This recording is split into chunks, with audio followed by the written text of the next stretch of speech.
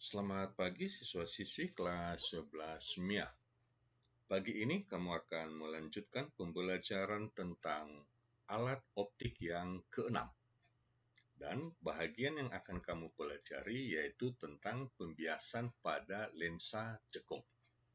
Ada dua bagian yang akan kamu pelajari dari lensa cekung ini. Yang pertama, jenis daripada lensa cekung itu sendiri, dan kemudian nanti bagaimana cara melukis sinar-sinar istimewa pada sebuah lensa cekung sehingga dapat menghasilkan bayangan suatu benda. Mengingatkan pembelajaran sebelumnya tentang lensa sebagai benda bening yang memiliki dua bidang lengkung. Dan dalam hal ini, lensa dianggap sebagai lensa tipis atau lensa sferis, di mana ketebalan daripada lensa itu dapat diabaikan sehingga sinar-sinar yang sejajar itu tetap dikumpulkan atau difokuskan pada titik fokusnya. Ada dua jenis lensa secara umum, yaitu lensa cembung yang disebut juga lensa konveks atau lensa konvergen, yaitu lensa yang memiliki bahagian tengah yang lebih tebal, seperti gambar yang ada ini, di mana bahagian tengahnya lebih tebal dan bahagian pinggirnya, ini tepinya ini lebih tipis dan sifatnya mengumpulkan cahaya. Kemudian yang selanjutnya di sini kamu sudah pelajari yaitu beberapa jenis daripada lensa cembung yang kita sebut sebagai biconvex, plan convex, dan konkav convex. Bahagian kedua daripada jenis lensa yaitu lensa cekung. Ini yang akan kita pelajari pada pagi hari ini. Lensa cekung ini juga disebut sebagai lensa konkav atau lensa divergen. Karena apa? Bersifat memancarkan cahaya. Bersifat memancarkan cahaya. Jika tadi lensa konvergen itu mengumpulkan cahaya, maka untuk lensa cekung bersifat memancarkan cahaya. Lensa cekung juga terdiri atas 3 bahagian yang kita sebut dengan lensa biconvex. Artinya kedua permukaannya itu adalah konkav atau divergen, dan kemudian ada yang plan konkav, salah satunya itu adalah bidang datar, jadi jari-jari kelengkungannya itu tak terhingga. Dan yang jenis terakhir yaitu konveks konkav. Jadi inilah jenis daripada lensa cekung yang sifatnya itu adalah divergen atau memancarkan cahaya. Kembali kita akan melihat dan mengingatkan sebuah percobaan tentang sinar-sinar yang melewati sebuah lensa, apakah lensa cembung dan lensa cekung.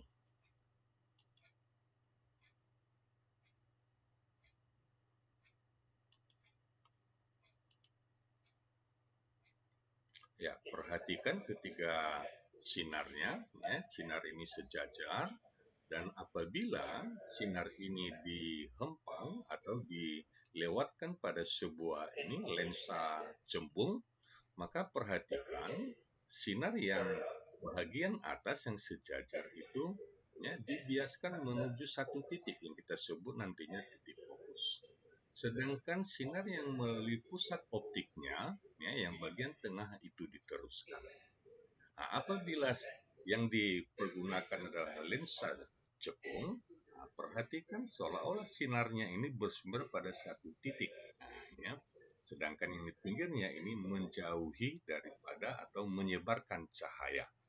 Jadi inilah contoh daripada percobaan jika mempergunakan lensa cembung atau lensa cekung. Selanjutnya kita akan mau mempelajari seperti apa lensa cekung di dalam membiaskan cahaya seperti yang kita lihat dalam percobaan tadi. Secara urutan, yang pertama bahwa lensa cekung itu memiliki sifat-sifat di mana sinar-sinar yang melaluinya kita sebut sinar istimewa itu dapat dibiaskan ya, memencar ya. Sedangkan yang melalui pusat optiknya itu diteruskan. Jadi kita sebutkan yang pertama, sinar sejajar sumbu utama dibiaskan seolah-olah. Jadinya seolah-olah dari titik fokus F1. Sinar datang seolah-olah menuju titik fokus F2 dibiaskan sejajar sumbu utama. Nanti kita lihat bagaimana melukisnya. Dan yang ketiga, sinar yang datang melalui pusat optik itu diteruskan. Ya, ada 3 sinar ini, kamu ingat baik-baik.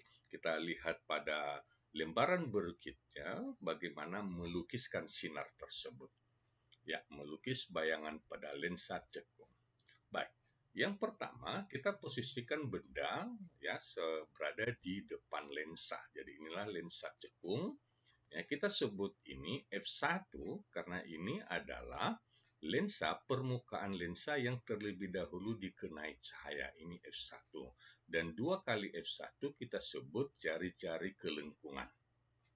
Nah, sebelah kanan, permukaan yang sebelah kanan ini kita sebut F2 karena apa? Ini adalah permukaan yang terakhir dikenai cahaya. Dan 2 kali F2 kita sebut jari-jari kelengkungan. Ya, kita lanjutkan. Di depan lensa kita letakkan sebuah benda yang tegak. Ya, perhatikan sifat daripada sinar istimewa yang pertama, sinar yang sejajar sumbu utama. Jadi ini sumbu utama yang melalui pusat optik, jadi sejajar dengan sumbu utama, itu dibiaskan seolah-olah, ini garis putus-putus, seolah-olah berasal dari fokus F1. Ya, jadi dibiaskan seolah-olah berasal dari fokus F1. Sinar yang kedua, sinar yang seolah-olah, ini ya, seolah-olah menuju titik fokus F2. Nah, seolah-olah menuju titik fokus F2 itu dibiaskan sejajar sumbu utama. Ya, sejajar sumbu utama. Ini sumbu utamanya dan inilah sinar yang dibiaskan tersebut. Maka yang kita kehendaki di sini adalah perpanjangan daripada sinar yang sejajar sumbu utama ini, yang garis putus-putus ini. Kita sudah dapati ada satu titik perpotongan dengan 2 sinar istimewa. Jadi kita sudah bisa melukis bentuk atau sebuah titik bayangannya. Untuk lebih lengkapnya, kita lihat sinar yang ketiga. Sinar yang ketiga, ini yang warna biru, menuju pusat optik. Dan itu diteruskan, tidak mengalami pembiasan. Jadi dalam hal ini yang kita peroleh, ya, ada satu titik yang merupakan perpotongan daripada ya, sinar pertama yang warna merah, ya, seolah-olah dari fokus. Sinar kedua yang warna hijau, yaitu perpanjangan daripada pembiasan sejajar sumbu utama. Dan sinar yang ketiga yang menuju pusat optik. Nah, di titik inilah yang merupakan nantinya sebagai puncak daripada bayangan yang dihasilkan.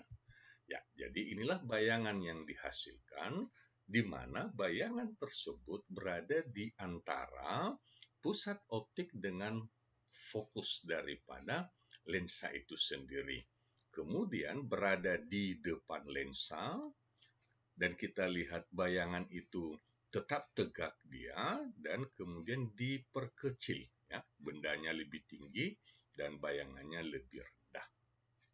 Maka dari sini kita mendapatkan satu sifat daripada lensa cekung ini, ya, di mana dia memiliki menghasilkan bayangan yang selalu tegak, hanya selalu. Nah, selalu tegak, selalu diperkecil. Artinya bayangan berada di antara fokus dengan pusat optik. Nah, itu sifatnya. Dan yang ketiga, berada di depan lensa yang kita sebut dia bayangan maya. Jadi kalau tadinya ini jarak bendanya kita sebut S, maka bayangannya, jarak bayangan dari lensa itu kita sebut S aksen. Jadi seperti inilah cara melukiskan sinar istimewa pada lensa cekung.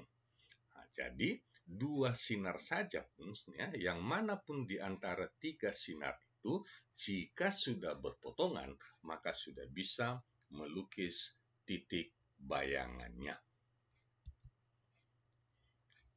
Persamaan pada lensa tipis ya, sama seperti persamaan pada lensa cembung yang sebelumnya kita sudah pelajari. Ya, hanya beberapa catatan di sini ya, bahwa pada lensa cekung jarak fokusnya itu adalah negatif.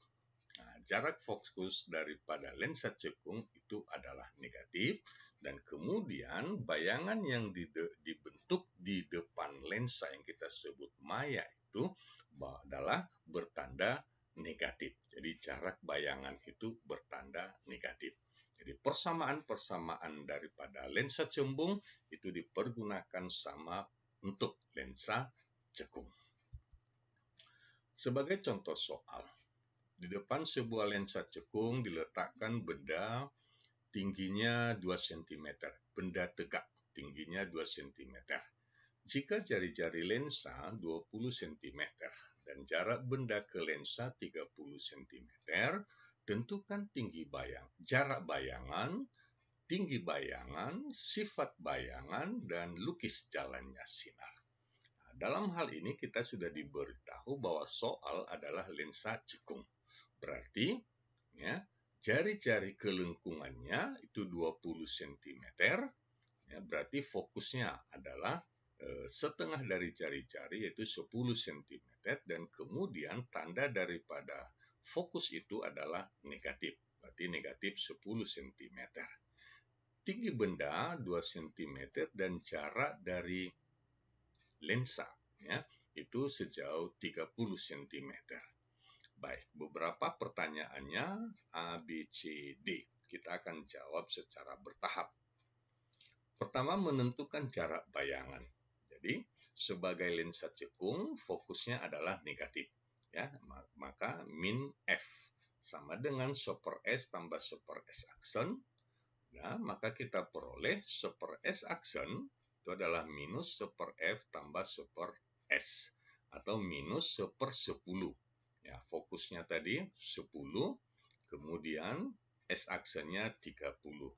Maka kita peroleh bayangan itu adalah 1/S aksen minus 4/30 atau S aksen adalah 30/4, yaitu minus 7,5 cm. Nah, dalam hal ini, tanda minus berarti bayangan yang dihasilkan oleh lensa cekung itu berada di depan lensa. Selanjutnya, tinggi bayangan. Jika misalnya kita buat persamaan perbesaran, yaitu S aksen per S sama dengan H aksen per H, ya, diberitahu tadi bahwa jarak bayangan 7,5 sedangkan jarak bendanya 30. Ya, jarak bendanya 30 cm dan kemudian tinggi bendanya 2 cm, maka tinggi bayangannya setengah centimeter. Ya. Bendanya setinggi 2, bayangannya setengah, berarti diperkecil. Nah, diperkecil sebanyak berarti 1/4 kalinya. Ya, itu bayangan yang diperkecil. Baik, selanjutnya ya, bagaimana melukis? Ya, melukis bayangan. Sesudah kita melukis bayangan, baru kita tahu seperti apa sifatnya. Ya, benda kita letakkan di depan lensa. Tadi jari-jari kelengkungannya 20, ya, karena lensa tipis maka R1-nya sama dengan R2, fokus satunya sama dengan fokus 2 yaitu 10. Kemudian benda diletakkan sejauh 30 cm, berarti lebih jauh dari jari-jari kelengkungan. Ya, betul, 30 cm. Maka kita ikutkan sifat daripada sinar istimewa. Kita lukiskan secara bertahap ya. Sejajar sumbu utama, sinar yang sejajar sumbu utama dibiaskan seolah-olah dari fokus pertama. Itu yang lukisan yang kita hasilkan. Yang kedua, sinar yang seolah-olah menuju fokus F2. Ya, maka dibiaskan sejajar sumbu utama. Di sini sudah berpotongan. Nah, kita tambahkan satu lagi. Sinar yang melalui pusat optik itu diteruskan. Jadi perpotongan ketiga garis ini ya, membentuk puncak daripada bayangan bendanya. Inilah bayangan benda yang tadi kita sudah hitung sejauh 7,5 cm. Nah, dari sini kita sudah pelajari sebelumnya, berarti betul sifat daripada bayangannya yaitu tegak diperkecil. Ya, diperkecil dari 2 cm menjadi setengah cm. Kemudian berada di depan lensa yaitu minus 7,5 cm dan kita sebut bayangannya bersifat maya. Contoh yang kedua, lensa cekung dengan jari-jari kelengkungan 20 cm menghasilkan bayangan dengan perbesaran setengah tinggi bendanya. Tentukan jarak benda dan jarak bayangan dari lensa. Diketahui lensa cekung jari-jarinya 20 cm ya minus 20 berarti fokusnya minus 10. Perbesarannya M setengah. Maka ditanya jarak benda dan jarak bayangan. Ya.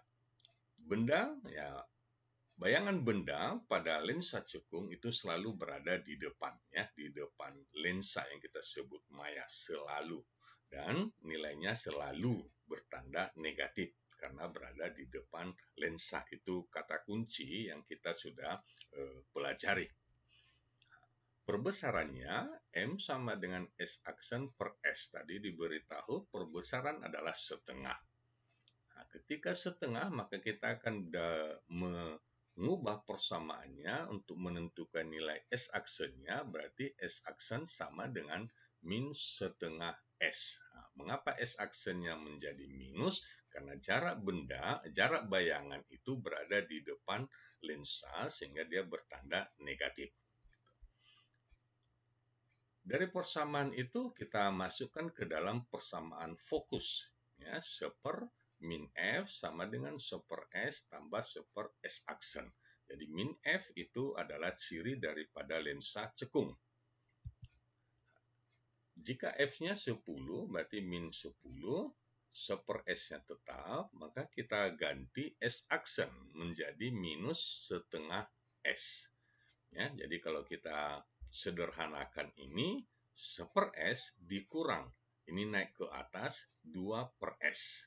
Ya, 1 dikurang 2 berarti minus 1 per S. Jadi itu persamaannya. Maka kita boleh lihat di sini, ya, minus S itu sama dengan minus 10. Atau S-nya sama dengan 10 cm. Berarti jarak bendanya berada pada jarak 10 cm. Ya, jadi inilah jarak benda yang diinginkan.